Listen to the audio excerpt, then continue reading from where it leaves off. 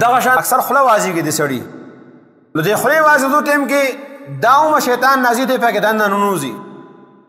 نو دغه وجه نه شریعت حکم دا دی چې دې باندې لاس کېږي دا درې ګوتې پکې کېږي عام حالاتو کې د ګس لاس درې ګوتې لیکن موس کې چې ولاړې نو موس کې حکم دا دی چې ښي لاس دا ګوتې بې له پاسه کېږي دا او کوشش دا کوه چې دا خوله چې کولاوېږي دا بنده ساته کوچ دا مه کولاوه لیکن بیا هم که کولاوه شي مخکې ورته لاس کېږي دا دغه ټایم کې خولې نه چې کله چې ها وباسي چې کېږي نه دغه ها سره چې کوم دی دا شیطان خاندي او دی په خولې کې دننه ننوځي حدیث پاک دی نبی علیه الصلاة والسلام فرمایي ان الله يحب العطاس الله تبارک وتعالی دا ټوشکې چې کوم دا خوښوي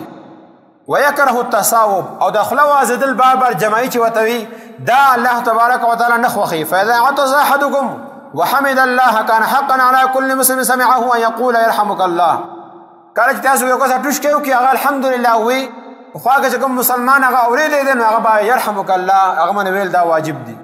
او د مسلمان چې کوم شپږ حقوق حدیث پاک کې راغلي دي پاک کې دا هم دی چې کله هغه ټوشکې وکړي او الحمدلله وي نو هغه جواب کې يرحمك الله ویل پکار دي او کله چې بیا هغه يرحمك الله وي ته ورته ووایې يهديكم الله ويصلح بالكم دا د هغه جواب دی بیا دغه ټایم کې دا ټوشکې چې کله وکړو نو ټوشکې دغه ویل پکار دی الحمدلله ځکه چې دغه ټایم کې شکل بدل شي دا شکل ستا الله تبارک وتعالی ټوشکې هغه وشو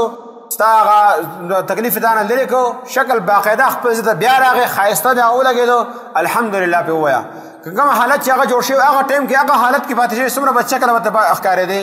د هغې د وجې نه الله تبارک وتعالی پیغمبر وي دغه ټایم کې الحمدلله ووایه که ټوشکې کس باندې ټوشکې ډېر دي نو درې ځله چې هغه ټوشکې وکړه الحمدلله ووایي یرحمک الله ووایه درې ځله نه پس بیا ویل هغه نشته بیا مه ووایه او یو حدیث کې د نبی علیه الصلاة والسلام فرمایي اذا تصاوب احدکم او کله چې خوله وازېږي